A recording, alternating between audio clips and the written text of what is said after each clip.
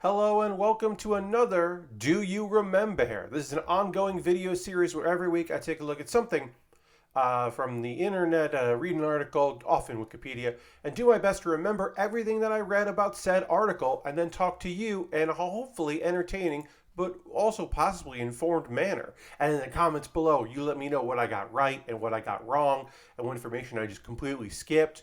And you can also give me suggestions of future videos because that would be nice. Today I'm talking about Eddie Kingston. That is not his real. Edward is his real first name. His real last name is not Kingston. I won't get into real wrestler names. You can look that up on Wikipedia. Follow the link or whatever. But Eddie is a professional wrestler. He was born in 1981, which is 1 year after I was born, which feels very weird to think that I am older than Eddie Kingston, but sure. He is currently signed with AEW, All Elite Wrestling, which is the first major promotion to sign him. He has certainly been signed by some indie promotions. And if you think that TNA and Impact is a major promotion, he has been signed there and has worked there. He's currently All Elite. But he's worked a bunch of places. Early life says that he was in trouble a lot. Was born in Yonkers to a father of Irish heritage and a mother who is Puerto Rican. So Eddie is half Puerto Rican. He was in trouble a lot in school, got into a lot of fights, and watching old wrestling tapes was the thing that kept him out of trouble because it kept him home watching those tapes instead of out getting in trouble, is what he says. Fell in love with wrestling, started going to a wrestling school in New Jersey, got kicked out of that school, and then joined the second ever class at the Wrestle Factory, which was part of Chikara. It was Chikara's training school in Philly. Eddie is a graduate of there, worked under Quackenbush and Chris Hero. And you wouldn't necessarily think of Eddie Kingston. I should describe his wrestling style, which isn't necessarily included so much in the Wikipedia. It's more of like where he worked and what angles they were, more than like it's talking about how like this dude was the realest guy in the room, because Eddie Kingston's thing is just like he's a guy who likes wrestling. He'll talk about his demons, personal demons. He'll talk about his feelings. Chikara was a very light promotion, and he was wrestling there up until like 2016, which is wild considering that it is kind of like there are some deep characters there, but there are also a lot of like anthropomorphized ants and a toad that is basically becomes a superhero, like Thor, basically, Mjolnir. And then there's also Eddie fucking Kingston, which is fantastic. Eddie was a heel and a face in Chikara, and then also worked a bunch of places, like I said, PWI, PWG, I should say, Pro Wrestling Guerrilla, and any hardcore wrestling organization in the world wanted Eddie Kingston, traveled all there. He has done so many just indie promotions and different feuds, working heel, working face. Ended up in TNA, as I said. Also was in Ring of Honor with Homicide, and then was in TNA with Homicide and Santana Ortiz in LAX, and then the fall of LAX into another group and organization.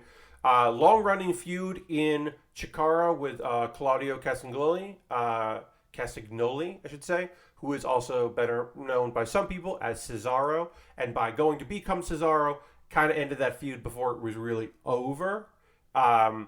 Which is, he's tagged with him before, or since, he's been in trios with him since, and also has had some issues with him, let's say, which may bubble up in his time in working in AEW. Big fan of All Japan Wrestling and New Japan, and has competed in New Japan Strong, which is their U.S. branch, a couple times, and we'll possibly do more of that. Other things about Eddie Kingston that I remember from this thing. Okay, so 2020, he is taking a break from wrestling. He might be done. He has seriously contemplated just going and working a job somewhere in like Alaska and just kind of disappearing. He gets the call to come in for a one-off with All Elite Wrestling. There was a basically like as a response to like an open challenge. They were doing a thing where like, hey, who do you want to see Cody Rhodes wrestle for the TNT title? Eddie Kingston showed up 1 week, and then like 2 weeks later, they announced that he was all elite, that he was signed, and he's worked there, again among other places. But basically, he has said at some point he has had, and it's documented, not in this Wikipedia article, a tryout for WWE for NXT, which he did not succeed in. Let's see, other things about Eddie Kingston. Lots of stuff about him talking about his personal demons with alcohol and depression and anxiety. I am seeing him, at the time of this recording, I am days away from seeing him headline a show in New York. At the time of this release, I will have seen him wrestle the main event. And I'm very excited about that because Eddie Kingston, I haven't seen him wrestle in years. I have described him as the scariest man to ever tell me good joke, because there was an incident one night where I was with several people, some of whom were wrestlers, some of whom were not, and goofing around because we were in an environment where I was having fun goofing around and making jokes. And Eddie Kingston stared me dead in the eyes, smiled, and said, "Good joke." And I didn't know if he meant it, or if he was humoring me, or if he was going to kill me. Just a frightening man that I enjoy his work immensely and enjoy his wrestling. I'm so glad that he's landed where he is. I'm so happy that he's had the opportunity, so that he's been presented. And I look forward to many more years of him wrestling for All Elite Wrestling. I hope he wins a goddamn belt at some point. Tag belt, trios belt, mid-card, any kind of mid-card. The main big belt. He's working with top talent, but I don't see him winning the big gold. But like TNT run, TNT championship run, the All Atlantic, let him go out there and wrestle in Europe and Japan. I don't know. We'll see, but my hope is that we see some gold on Eddie Kingston. One thing I did forget to mention here, he is the first grand champion in Chikara. Chikara focused on their big belts for the longest time was the tag team belts, and there was no grand champion. There was no singles run world champion.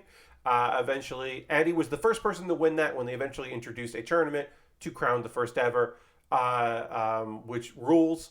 But that is like the biggest big singles belt. He's held tag gold in places, but that's the big singles one.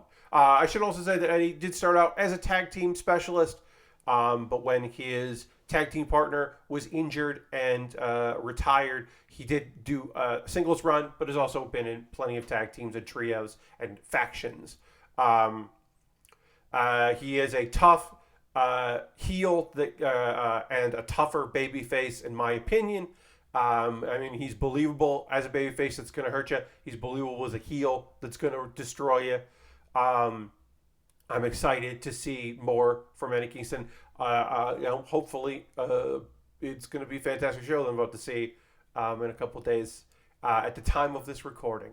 So, let me know if there's something from the career of Eddie Kingston that you wish that I had commented on. I'm not going to talk about current backstage shenanigans that have just come to light at the time of this recording because I don't listen to dirt sheets.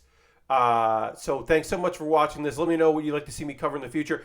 Somehow, all the way here in August, the first time that I've done anything on wrestling for Do You Remembaer, it won't be the last, probably. Thanks so much for watching this video. I'll see you on the next one. Goodbye, and enjoy whatever.